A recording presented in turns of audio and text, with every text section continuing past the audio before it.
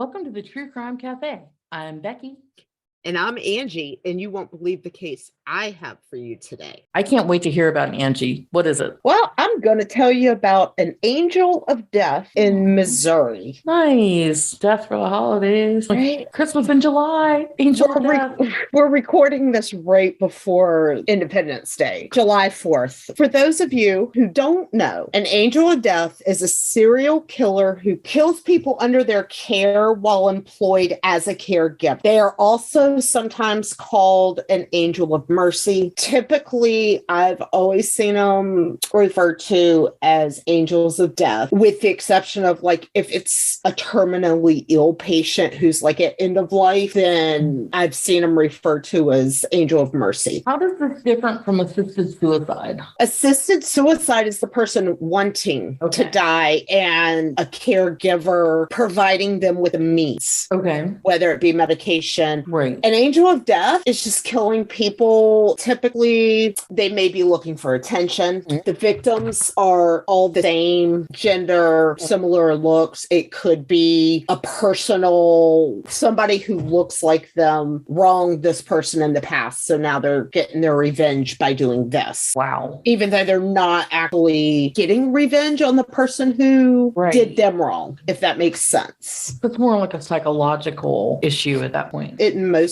murder. Yeah. I mean, you can tell I don't sit around and, be thoughts about murder, like the hows and whys. Yeah. So in 2001, Jennifer Ann Hall was a respiratory therapist at Hedrick Medical Center. Mm-hmm. It was a small bed hospital located in rural Missouri. Okay. So soon after she started, there was a substantial increase in the number of code blue incidents, meaning I would assume that most people know what a code blue is. Somebody crashes, a patient crashes, they're not breathing, or their heart has stopped. We need help in here ASAP. Yeah. Okay. Over the 5 months Jennifer worked at the facility, there were a total of 18 incidents. I mean, you could kind of explain that away. It's rural area. Maybe these people weren't in the best of health. Yeah. However, prior to her employment and after she was terminated, the facility averaged one code blue incident per year. Wow. So that's pretty significant. That is very significant when you think about it.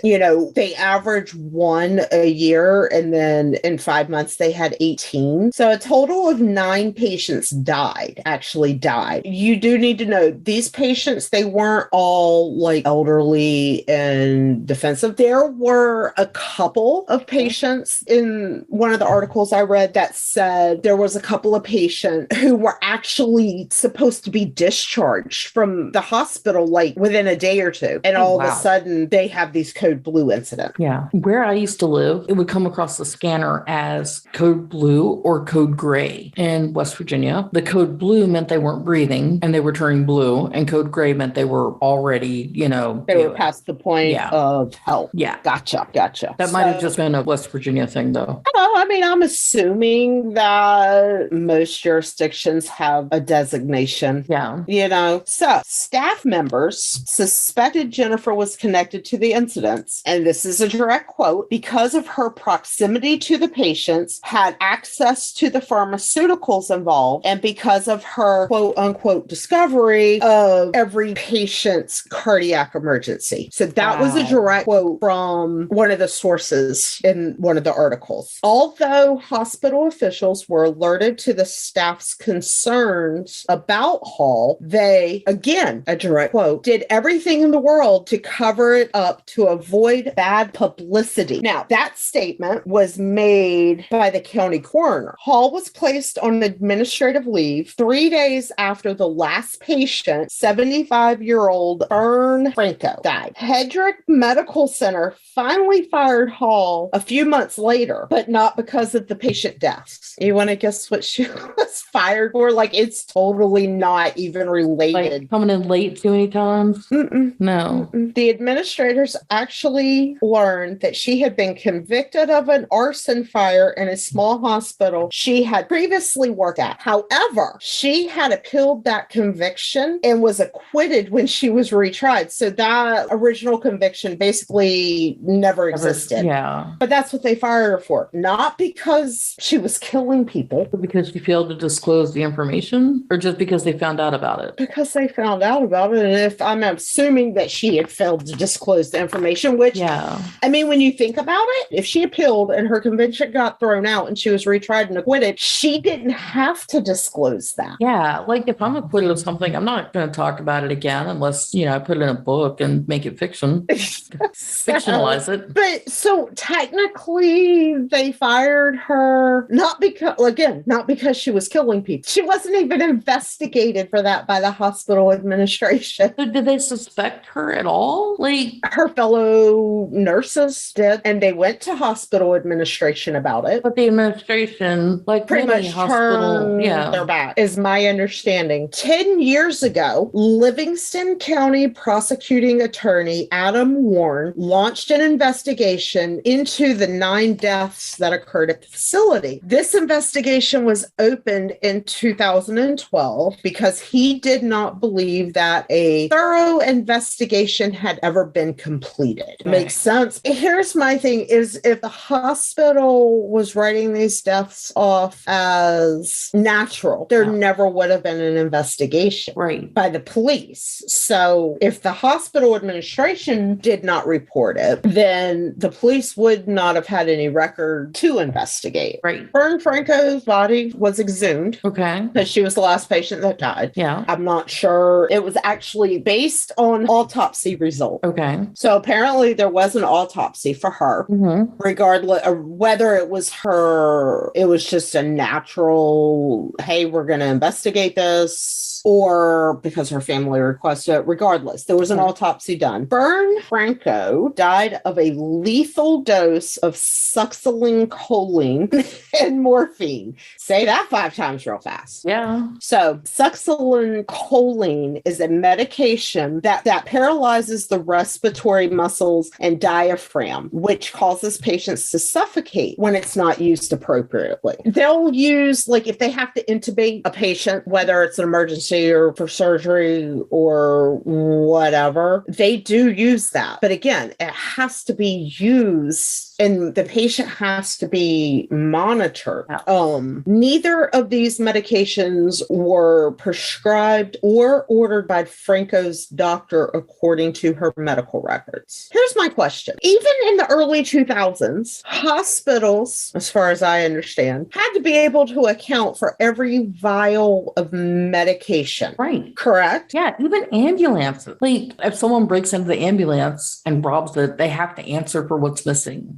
I don't just know that because I watched Chicago Fire. I know that because I've been married to a firefighter for like 20 some odd years. I'm just saying, so even if it's a small bed hospital, which in this case it was, you would think that missing medication would be more noticeable since it's a smaller hospital. I mean, how was she doing all this by herself? There's no way she was doing all this by herself. With the missing medication okay, I see you smiling. I can't wait to hear what comes next. Oh, no. I'm just smiling because that's the same reaction I had. Yeah. Now, at the conclusion of this investigation, which took a decade, by the way. Okay. Hall was arrested just this past May 2022, and charged with 1 count of first-degree murder for Miss Franco. What about the other 17? I don't know if more charges may be coming. I don't know if that's just the only one they could prove. Like, if one of those 17 people was my family member, I would just be on the phone every day going, hello, did you,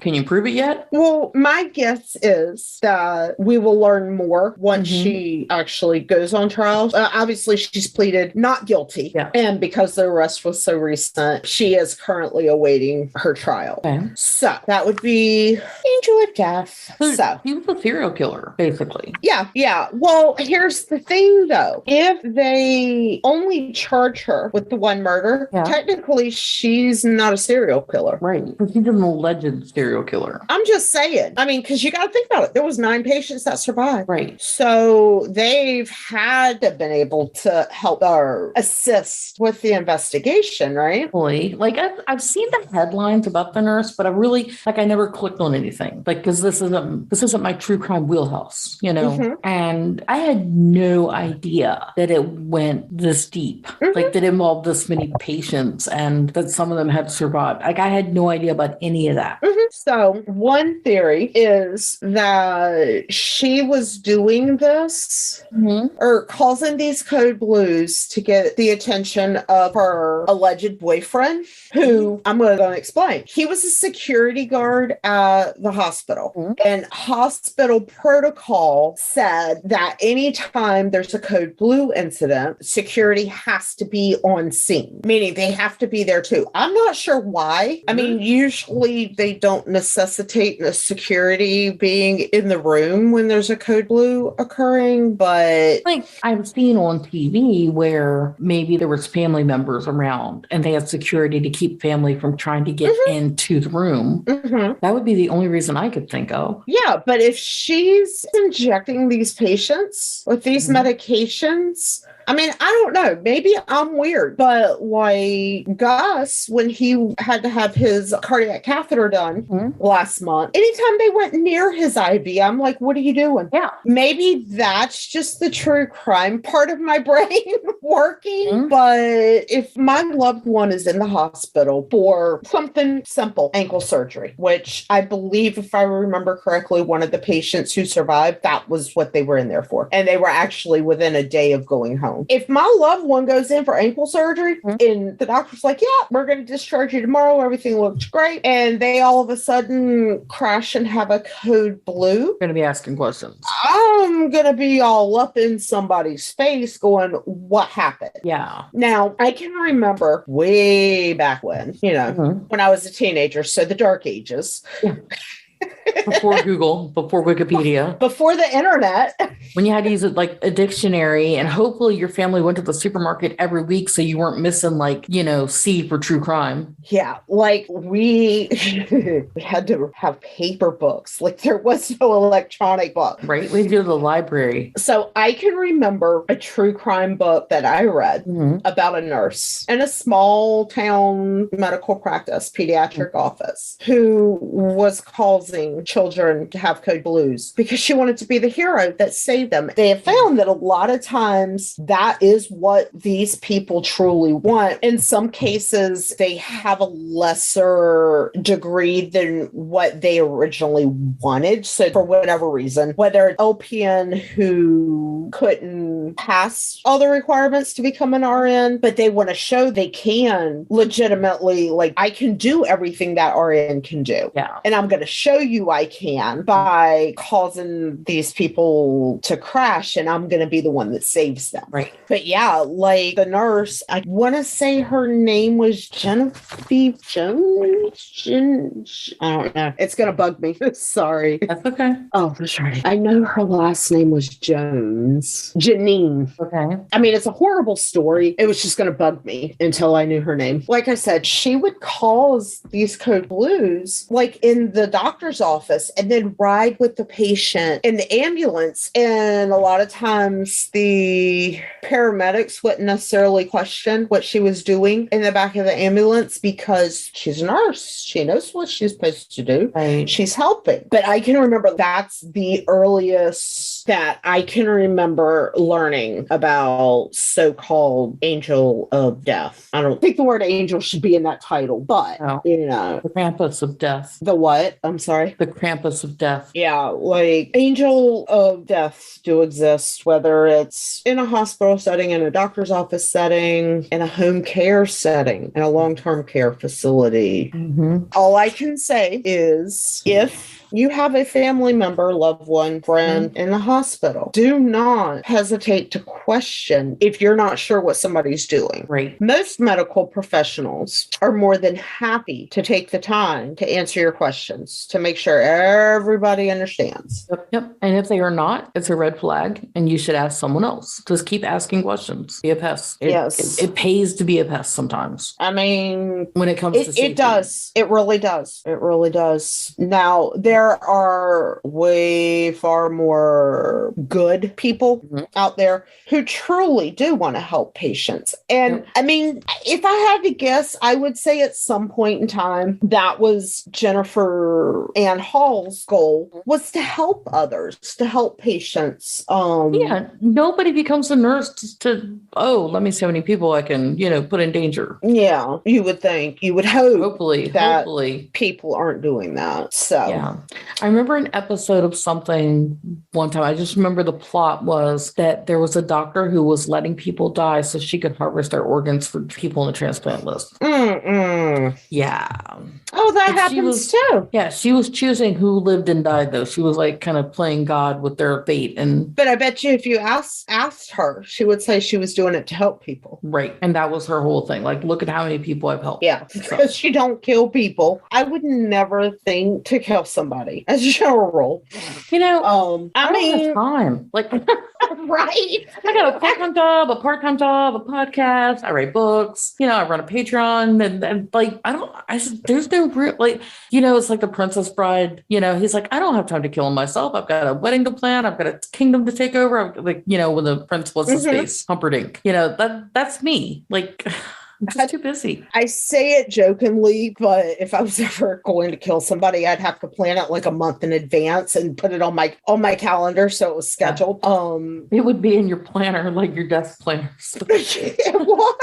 It would be no point in even carrying that because you're already done. Like you've already eliminated yourself. I don't understand. I don't think her intention was for anybody to die, but I just don't understand how somebody can look at a 75-year-old woman and go, okay, I'm going to inject her with these medications just so that I can be the hero and save her. So wrong. Like, I don't know if you've ever had morphine. I have not. Like, I have never had any of the good drugs. But one time, Jimmy was getting his appendix out. I forget what year it was, at least 6 years ago. And they kept his bed in the hallway because the hospital was so packed. And the surgery before his took like 30 minutes longer than they expected.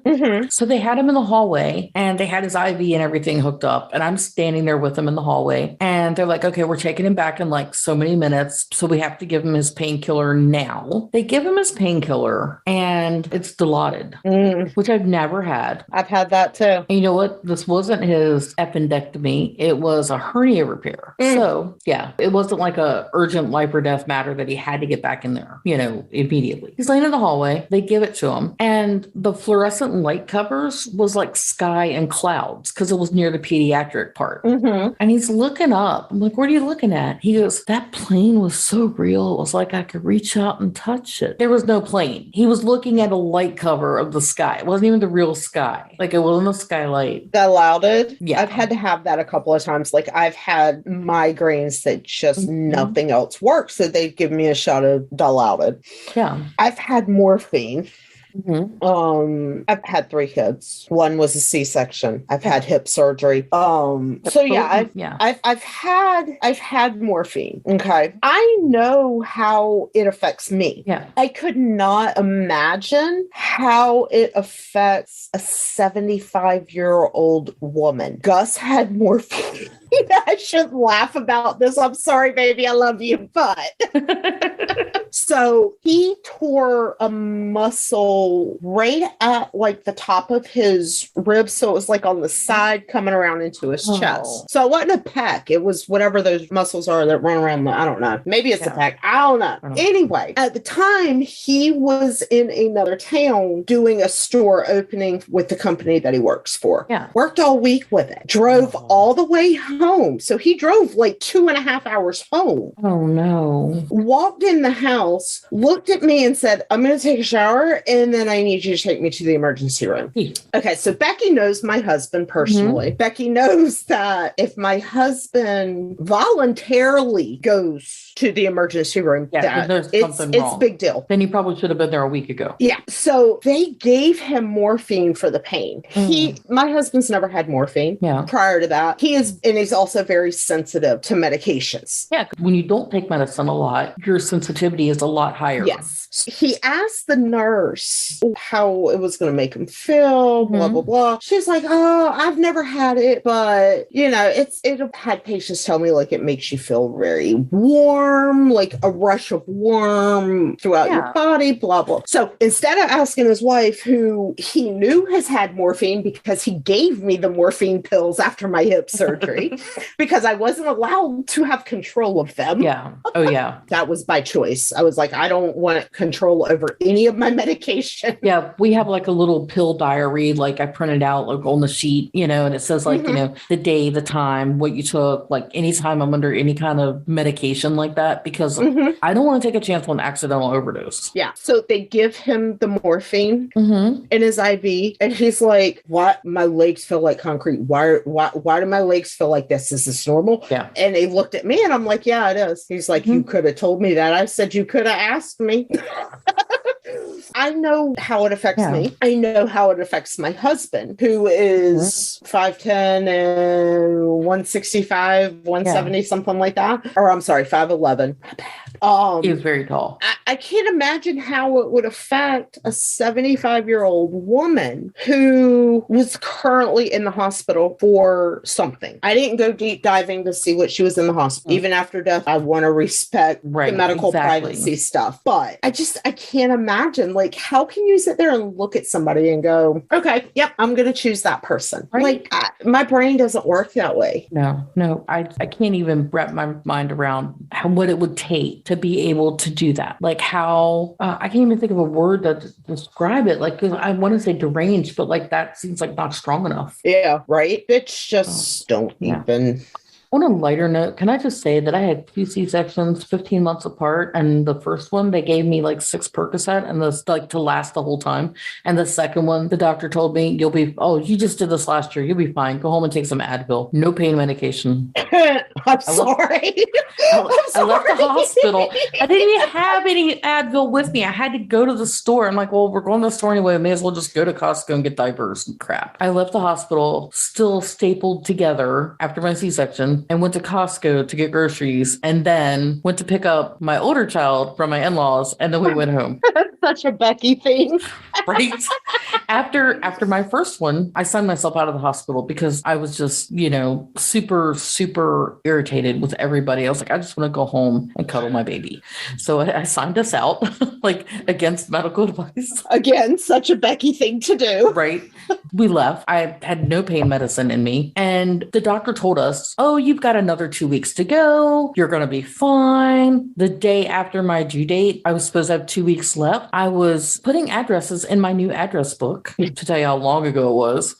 And my water broke. We had skipped the Lamaze classes to go to the movies and get a pizza. So I had no idea what was going on. I called the doctor's office, and the receptionist was like, oh, honey, your water's breaking. I'm like, well, how do we fix it? And then my mom had just had gallbladder surgery like the Friday before. This was on a Monday. So I call her and I'm like, hey, they did cancellation. They bumped my appointment up. Do you want to ride with me? And she's like, okay. Because I was like, in my head, I was like, I probably should not drive to the hospital by myself 30 minutes away while I'm kind of in labor. At the time I had an SUV, like a big, like kind of Ford Explorer kind of thing. So she like very gingerly crawls up in it because she just had gallbladder out like 3 days before. She takes one look at me and she sees that I have like a big contractor bag covering the seat and a stack of beach towels. And I'm sitting on the beach towels because I did not want to ruin the interior of I have priorities. I was not going to ruin that Eddie Bauer interior.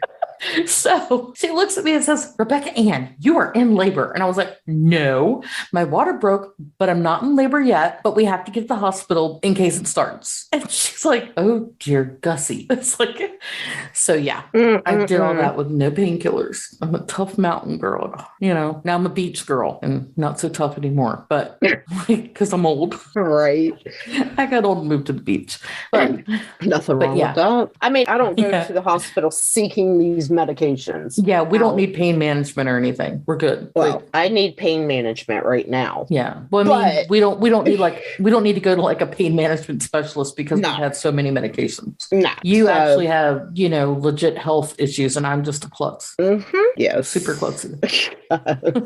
Yeah. All right. But yeah, if you have a family member out there who is in the hospital, or if you're in the hospital, take notes, ask questions, take notes with pen and paper, open the notepad on your phone, but do not record the doctor without their authorization because they will get very, very upset. And I'm not saying I ever did that, but just. Or if you're going to do it, at least know the laws of your state. Some states require 2 people to give explicit consent. If you or a loved one are going to be in the hospital and you know that this person, you or this person, is going to have heavy duty medications, make sure that you explicitly let them know that you want a third party in the room for all discussions. Because like my husband had a procedure done and he was out of it. It was an outpatient procedure, nothing serious, but he was out of it. Yeah. And he asked me,